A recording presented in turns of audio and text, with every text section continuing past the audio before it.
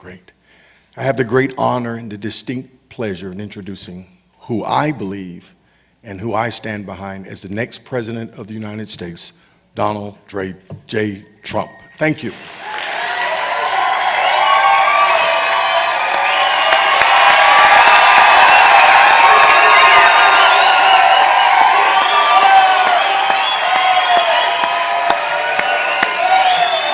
Thank you.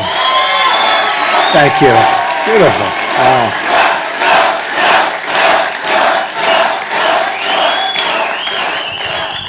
Thank you, Pastor. A great, great honor. And it's great to be here in Charlotte to discuss an issue that means so much to me. That's the issue of urban renewal, something you don't hear very much about, and the rebuilding of our inner cities. Today I want to talk about how to grow the African American middle class and to provide a new deal for Black America. That deal is grounded in 3 promises: safe communities, great education, and high-paying jobs. My vision rests on a principle that has defined this campaign right from the beginning, and you've seen where we've come from and where we are right now. It's called America First. Every African American citizen in this country is entitled to a government that puts their jobs, wages, and security first. I'm asking today for the honor of your vote and the privilege to represent you as your president.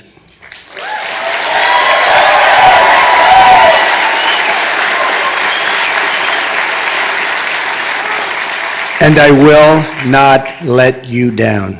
You watch.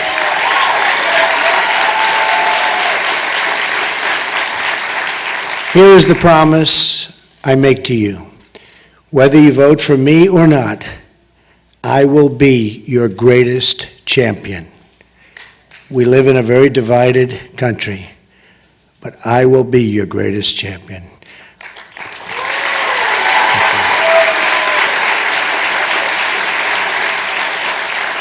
I have no special interest. I take no orders from donors or lobbyists. I put a lot of money into this campaign. Believe me, I'll be in for over $100 million. That's a lot. I work for you, and I work only for you.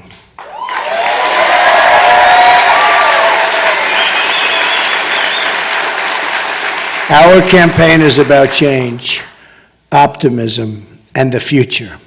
I'm asking people to break from the bitter failures of the past and to imagine the amazing possibilities for our future and our future together. Our opponent represents the rigged system and the failed thinking of yesterday. Hillary Clinton's campaign offers only the depressing pessimism that says this is as good as it gets and it's never going to get better. She's been doing this for 30 years, and for 30 years it's only gotten worse. American politics is caught in a time loop. We keep electing the same people over and over and over.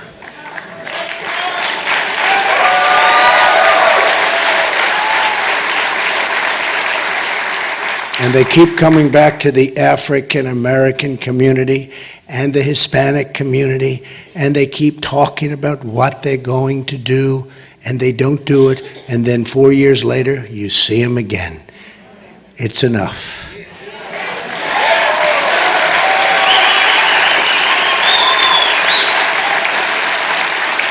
They keep making the same mistakes, and they keep offering the same old, lame excuses when nothing happens. You know that. I know that. Frankly, everybody knows that. The fact that our corrupt Washington establishment has tried so hard to stop our movement, we have a major movement, there's never been anything like it in this country.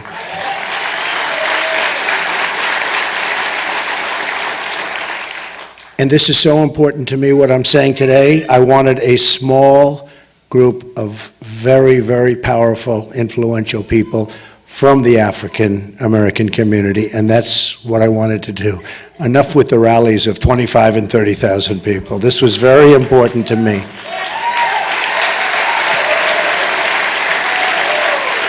And I just met with some of the finest people I've ever met backstage. We had a great meeting, and I just want to thank those people right now. They are phenomenal people, so I want to say thank you very much.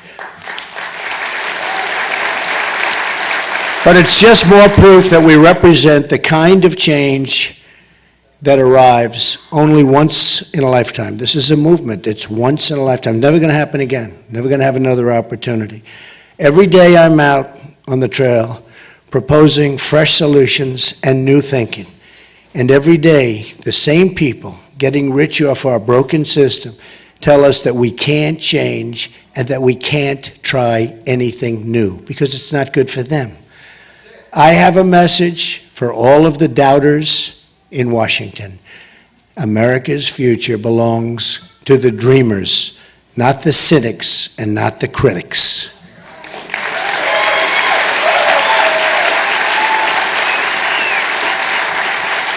And it's time to extend that dream to every African American citizen in this country.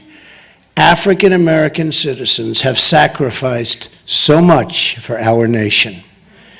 They've fought and died in every war since the Revolution, and from the pews and the picket lines, they've lifted up the conscience of our country in the long march for civil rights. Yet too many, thank you. Yet too many African Americans have been left behind. Massive numbers have been left behind. 45% of African American children under the age of 6 live in poverty. 58% of African American youth are not currently employed. African Americans comprise roughly 13% of the population, yet make up 60% of murder victims under the age of 22. That's some number, isn't it, though? Some number. In 2015, violent crime in Charlotte increased by 18%, and it's expected to rise to 24% this year.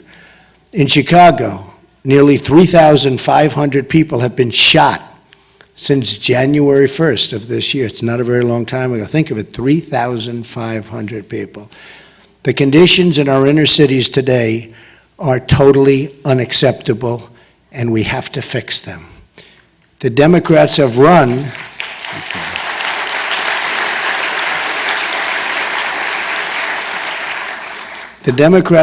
our inner cities for 50, 60, 70 years or more, uninterrupted. They've run the school boards, the city councils, the mayor's office, and the congressional seats. Their policies have failed, and they failed miserably. They've trapped children in failing government schools and opposed school choice at every single turn.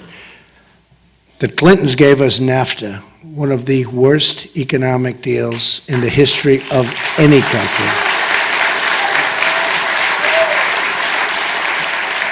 It's taken our jobs, it's taken our companies, it's taken everything, so much out of our country.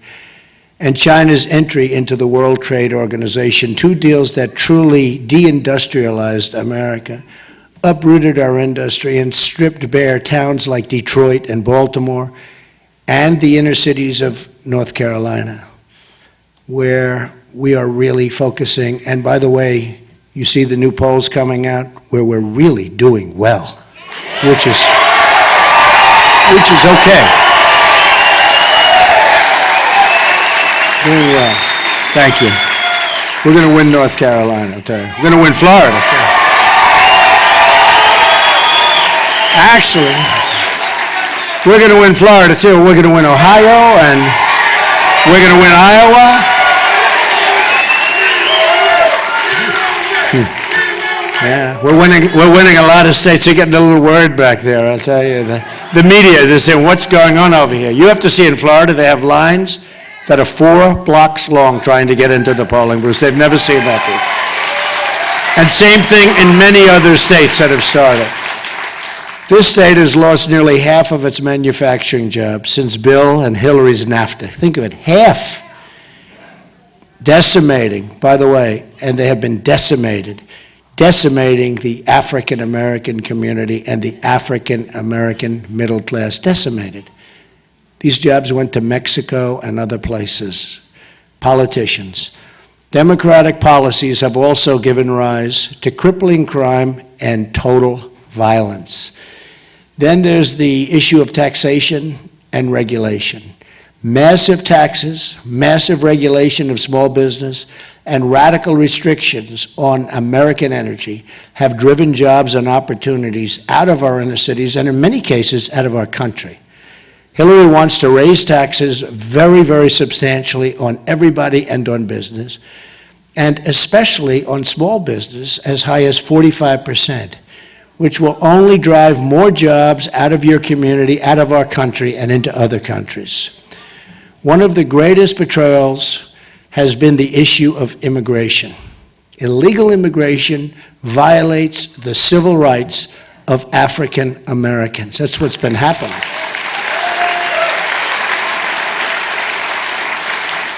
No group has been more economically harmed by decades of illegal immigration than low-income African American workers. Hillary's pledge to enact open borders, made in secret to a foreign bank, WikiLeaks. This WikiLeaks is unbelievable. What we've learned about her and her people, what they've said about her behind her back, but now it's not behind her back. She's got bad instincts. According to John Podesta, Hillary Clinton has bad instincts. I wouldn't want my people saying those things. I wonder what they're saying. Is there some way we can check it out? No, they say terrible, terrible things about her. So, I mean, if they say that and they work with her all the time, why would we want her to be president?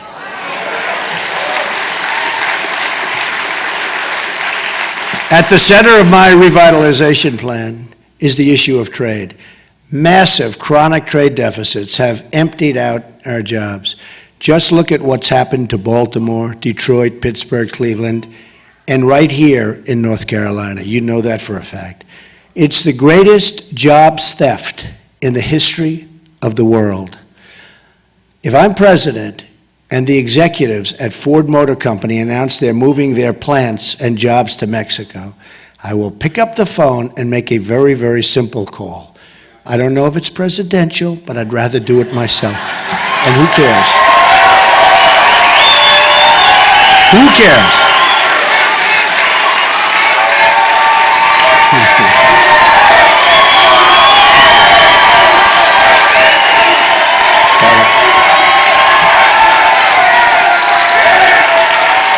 Very funny.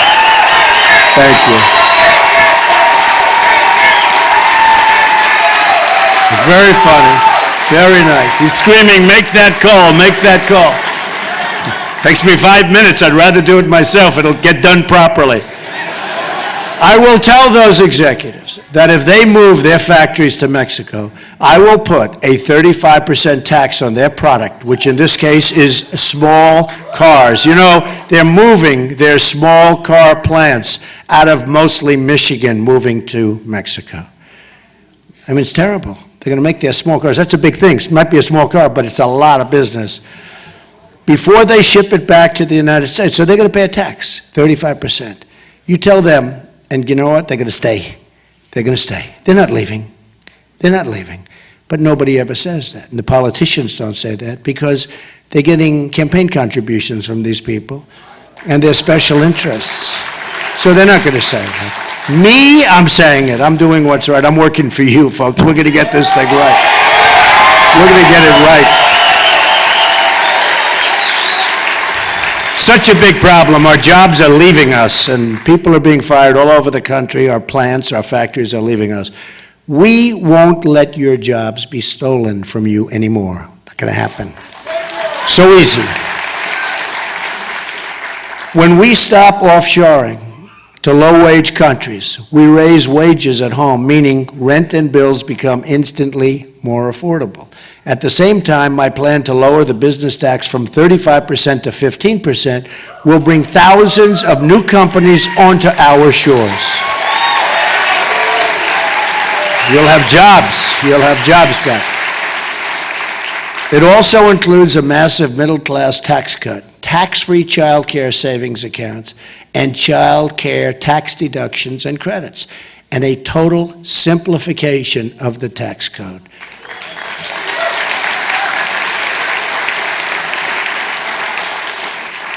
I will also propose tax holidays for inner-city investment, a new tax incentive to get foreign companies to relocate in blighted American neighborhoods, and they will do that. It will be worthwhile. It's called incentive. They will do it. I will further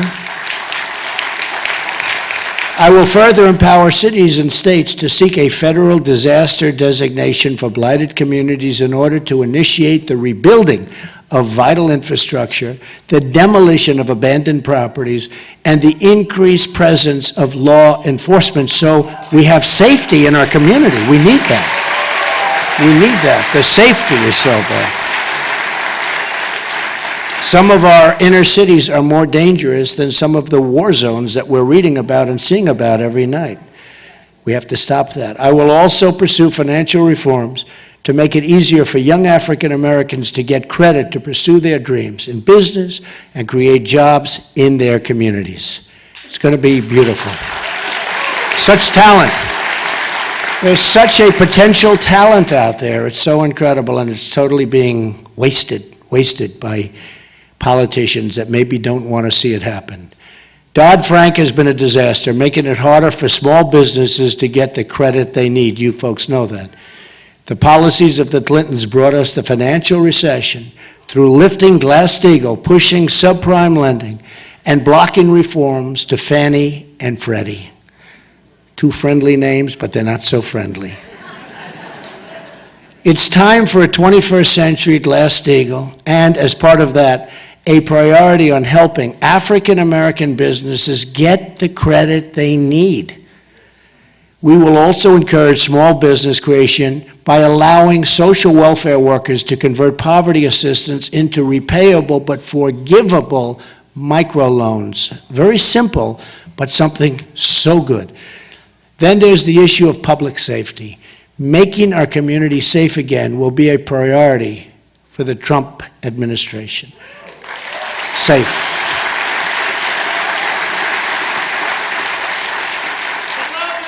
Thank you. I love you too. No, I mean, so many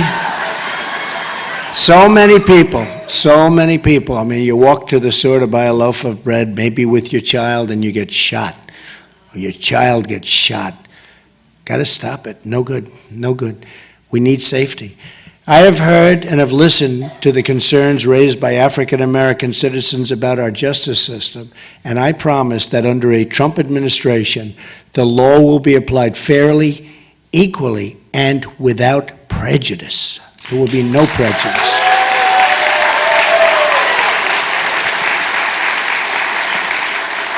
There will be only one set of rules, not a two-tiered system of justice like we have right now. You just see that with Hillary Clinton. I mean, think of it. Think of it. Think of it. She deletes 33,000 emails after getting a subpoena from the United States Congress, and she has no trouble. And in your community, you know what you're going through. Can you imagine if you did that? Can you imagine if I did that? I think they'd reinstitute the electric chair. Forget about you. How about me? Would I be in trouble? It is so unfair. It is so unfair that she's even allowed to run for the office of president.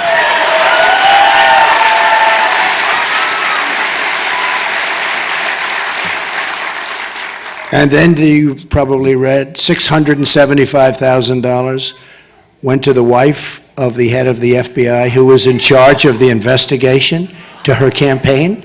No, is this too hard to believe? I mean, went to the head of the FBI's wife who was in charge of the investigation of the Hillary Clinton email scandal. And then you wonder, gee, I wonder why she got off. That is a serious, horrible thing. Look, it's a horrible thing. It's not even believable. I have people, great lawyers, they can't even believe what's happening.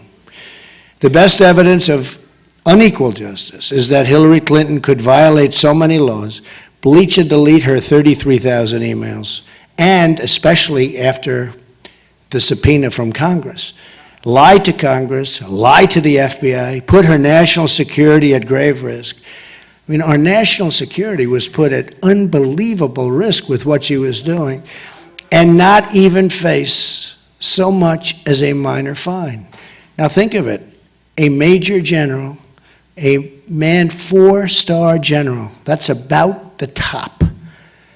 General James Cartwright lied one time to the FBI, and he probably did it. He did it, in my opinion, for national security reasons. And he may go to jail for a 5-year sentence. Think of it, 5 years. He may go to jail for 5 years. One time to the FBI, she lied, looks like hundreds of times. Hundreds. Hey, how about you couldn't remember 39 times? Well, each one of those 39 was a lie, right?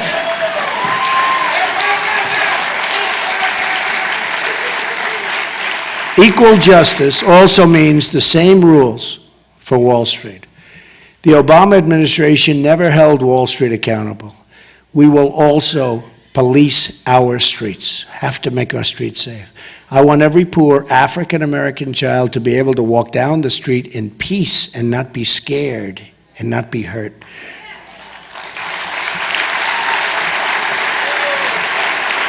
The problem is not the presence of police, but the absence of police. We need really a great group of people to keep you safe, to keep us all safe, to keep us all safe. You know, the murder rate in the United States, I don't know if you know this, because the press never talks about it, is the highest it's been, think of this, in 45 years.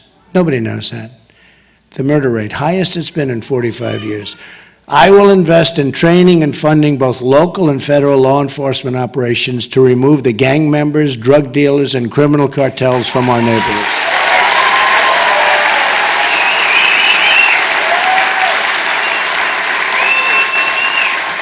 The reduction of crime is not merely a goal, it's a necessity for all of us.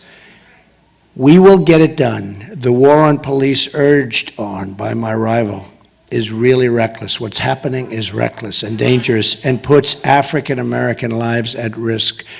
And all you have to do is look at the statistics and you see what's happening. We must work with our police, not against them. We're going to work together. And we're going to have an amazing relationship because, you know, everybody wants the same thing. We all really want the same thing.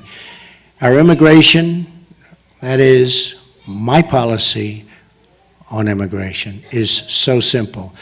We will restore the civil rights of African Americans, Hispanic Americans, and all Americans by ending illegal immigration. And yes, we will build the wall. We will build the wall.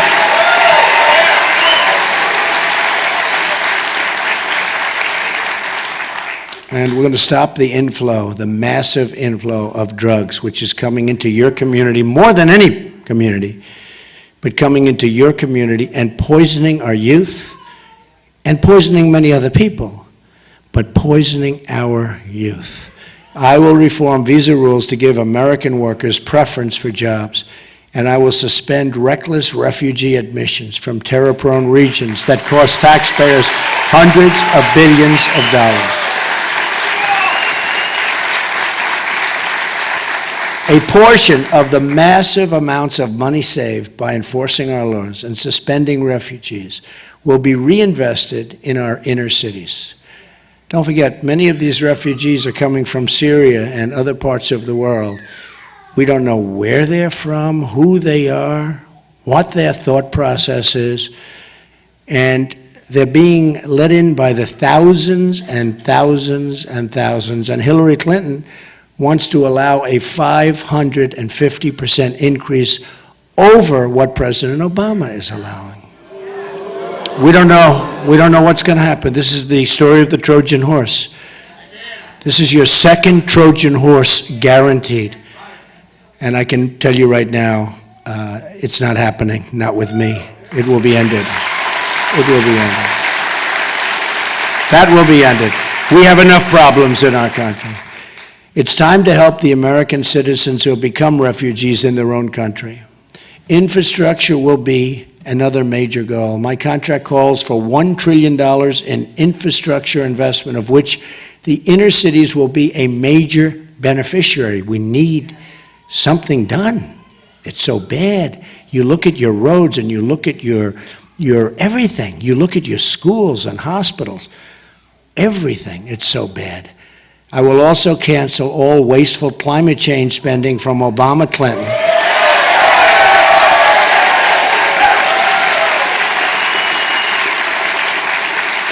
We're giving billions and billions of dollars away. We have no idea for what, and others aren't doing so much. Believe me, they are laughing. I'll tell you, that's what they're doing. They're laughing at us, including all global warming payments to the United Nations, billions of dollars.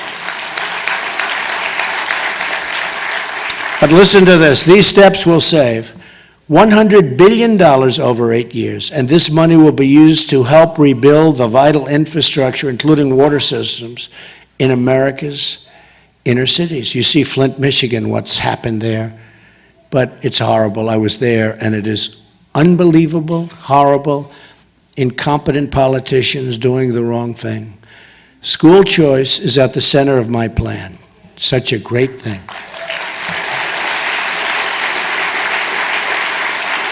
And by the way, we're going to terminate Common Core and bring education local.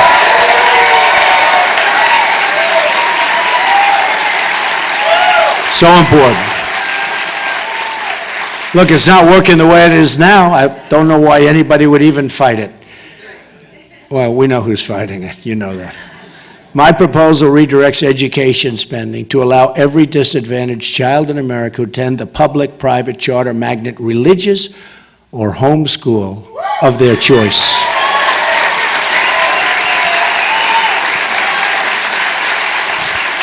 School choice is the great civil rights issue of our time, and I will be the nation's biggest cheerleader for school choice in all 50 states. What a difference it will make.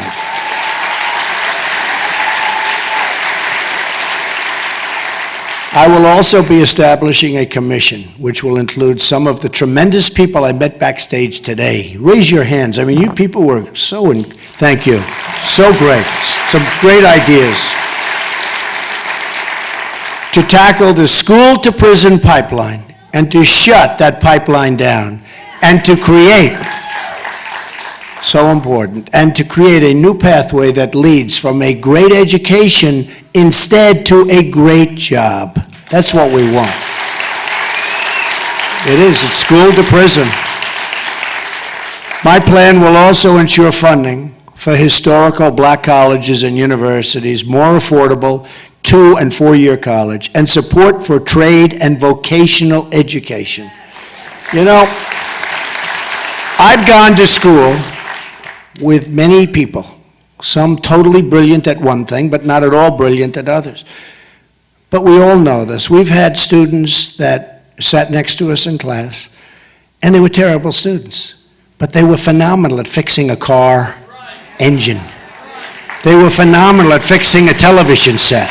They can take it apart blindfolded. And I can't do that. And you can't do that. But they were phenomenal at fixing things. We don't do that anymore. Remember, we used to have this great vocational education? They were talented. They were great. They were horrible students, and they were great. They can take a motor, they can take an engine apart blindfolded. And we have to bring that back. And that's what they love doing. That's what they love doing. And they'll do fantastically with it. Yeah.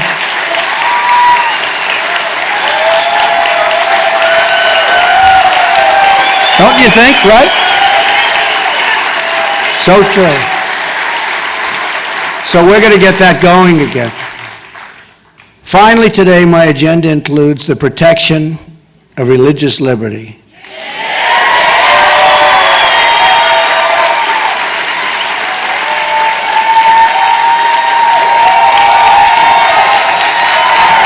It's great. Nice to see.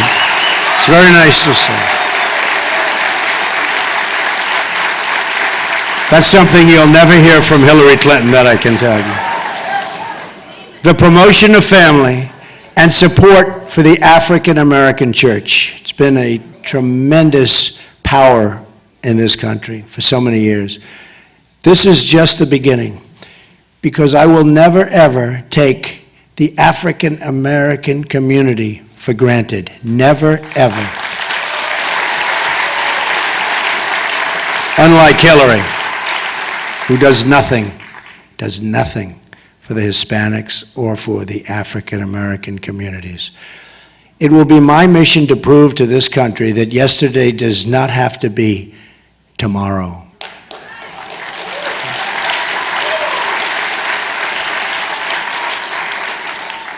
The vicious cycle of poverty can be broken, and great new things can happen for all of our people. Great new things can happen. But to achieve this future, we must reject the failed elites from Washington who've been wrong about virtually everything happening for decades. Hey, they've been wrong about the wars, they've been wrong about jobs, they've been wrong about everything. And the question is, are they stupid? The question is, are they stupid or do they have a plan? I actually think for the most part, they have a plan, but some are not too smart. And you're right about the swamp. Say it again. Right? You better believe it. Boy, that is...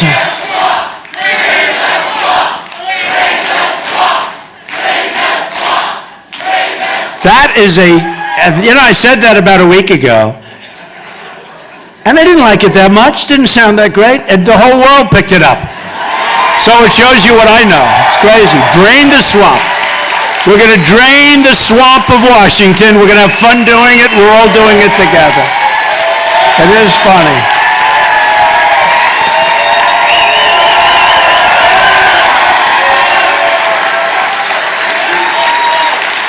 Funny how things like that happen. I was listening the other day to a great singer, one of the great legends, and said that, certain song, didn't like it. Became one of the greatest hits of all time. So, Drain the Swamp, I didn't like it. Now I love it, right? The people opposing us promised that passing NAFTA and opening up our markets to China would bring a new era of jobs and prosperity. That didn't happen. Instead, they brought only poverty and heartache and loss. The people opposing us are the same people who and think of this, who've wasted $6 trillion on wars in the Middle East. We could have rebuilt our country twice. That have produced only more terrorism, more death, more suffering. Imagine if that money had been spent right here in our home.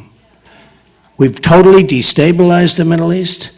And if you think about it, $6 trillion, and it was far better 15 years ago. So we've made it worse. We spent $6 trillion, lost thousands of lives. You could say hundreds of thousands of lives, because look at the other side also. So we lost hundreds of thousands of lives, and we're far worse off than we were when we started. Who are the people that do this? And then we end the war in such a bad way that a vacuum is formed, and we have ISIS. And that was the JV, the junior varsity. But now the JV is violent and vicious and ensconced in 32 different nations. And the one that gave us the JV now says how she's going to get rid of it. Not going to happen, folks. Just words. Just words. Just words. For 30 years she's been talking. For 30 years, only bad things happened for her. She tried to build democracy in Libya, and she failed. She tried to build democracy in Iraq, and she failed. She tried regime change in Egypt, and that was a disaster. She pressed regime change in Syria, and that failed. She tried a Russian reset that was laughed at. Laughed at. Putin. He has no respect for her whatsoever.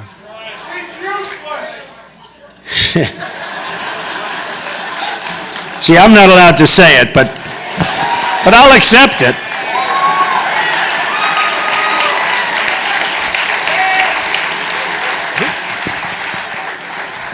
Who said that?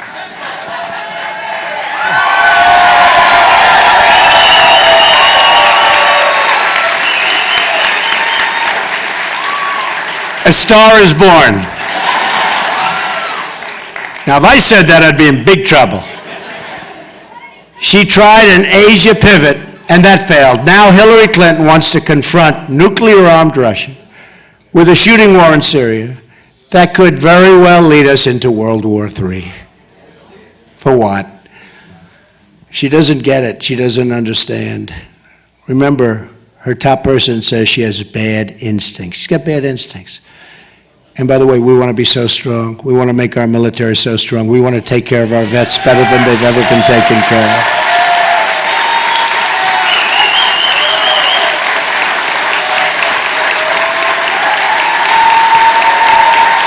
Peace through strength. Peace through strength. We have no choice. These are very vicious times. This is not a time to have a depleted military. We're not going to have that. We have the greatest people in the world in the military. We're not going to have that, but we are going to take care of our vets also. Finally, our opponents passed a health care law, embraced by Hillary Clinton, over the furious objections of the American voter. And most politicians, I mean, they didn't want it, other than he lied and lied. You can have your plan, you can have your doctor, 28 different times, and enough Democrats went over to that side, they made a mistake. Obamacare is now destroying our health care system. Premiums are skyrocketing double digits and are surging by more than 100%. And think of it, in the great state of Arizona, I love Arizona, it's going up 118%. Oh, but don't worry, you're going to catch that too very soon. Doctors are quitting, insurers are leaving, and companies are fleeing. Every prediction they made about this law was a lie, and I said it was going to be no good before it was ever passed. If we don't repeal and replace Obamacare, we will lose our health care system forever.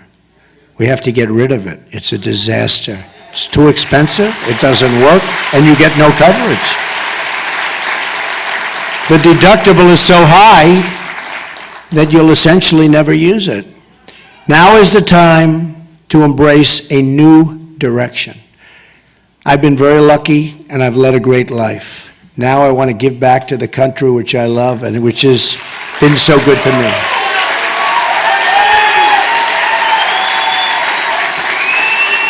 I just left a hotel, beautiful, beautiful building. It was the old post office on Pennsylvania Avenue in Washington, D.C., and it's mine. And it was just built. It's right between the Capitol building and the White House. So this way I figure I'll get to Washington one way or the other, right? Pennsylvania Avenue, yeah. But I'm very proud of it, and I'm very proud of my children, because we delivered it under budget and ahead of schedule, creating thousands of jobs, including construction. It will be one of the finest hotels anywhere in the world and a great symbol for our country for many years to come. I took 2 hours to fly into Washington to cut the ribbon with my children and then jump on the plane to be here with you. Just did it.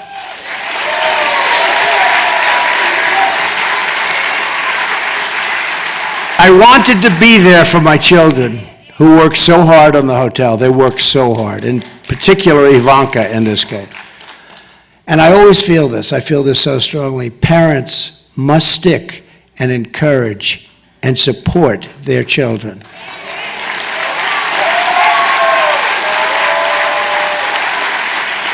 Would have been very bad. They work 24 hours a day, always working, and then you say, I'm not going. It takes the heart out of them, right? Don't you think? I mean, they did a great job in the hotel, and I told them so. and Hillary said, Donald Trump took time off the campaign. Can you believe it? Here's a woman goes home and she goes to sleep all the time. Think of it. She's got no energy whatsoever.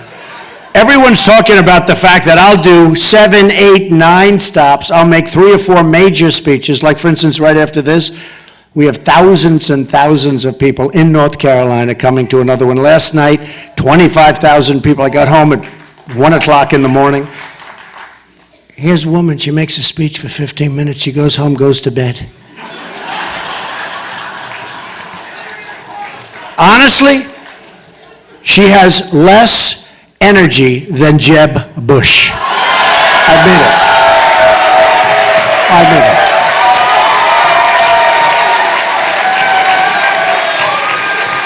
And the reason I bring him up, he didn't sign the pledge, so he's open game. So he signed the pledge, right?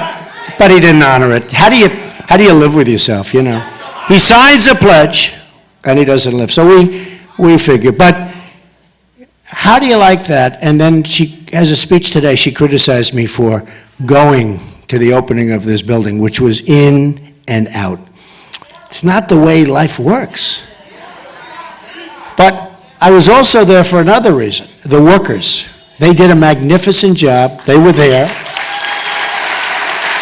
And without them, it could never have been built so quickly or so beautifully. The rebuilding we did at the old post office is the rebuilding I want to do for our country. We're going to rebuild our country.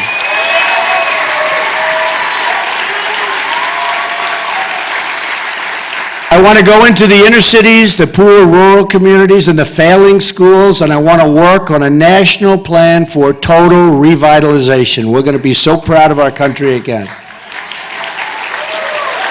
I'm tired of the excuses from our lame politicians. I'm tired of being told that it can't be done. I'm tired of people asking Americans to defer their dreams for another day, but they really mean for many decades. Enough waiting. The time is now. There is nothing we cannot accomplish. There is no task or project too great.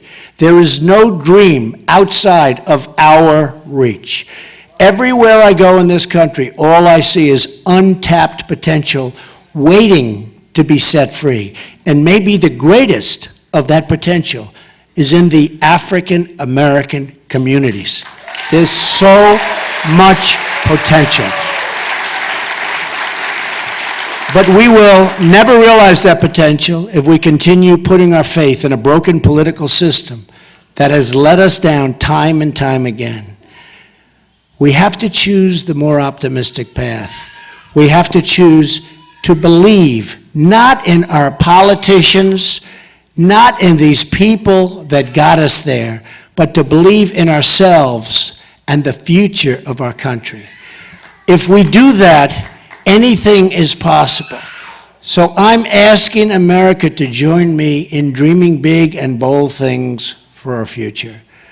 Let's close the history books on the failures in Washington, and let's open a new chapter of success and prosperity for everyone, especially now, especially for our African American communities.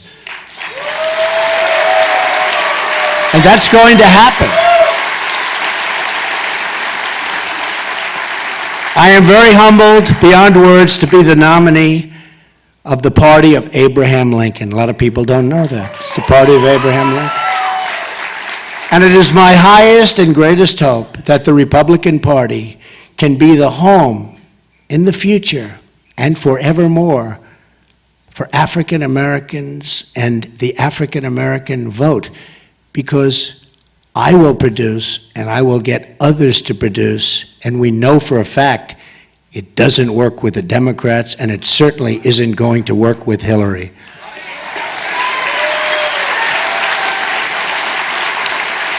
Together we will have a government of, by, and for the people. And we will make America great again for all Americans. Thank you very much, and God bless you, everybody. Great honor to be here. Thank you. God bless you.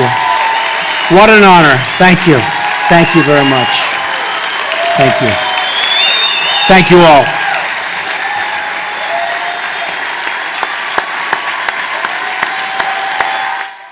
Stand behind as the next president of the United States, Donald J.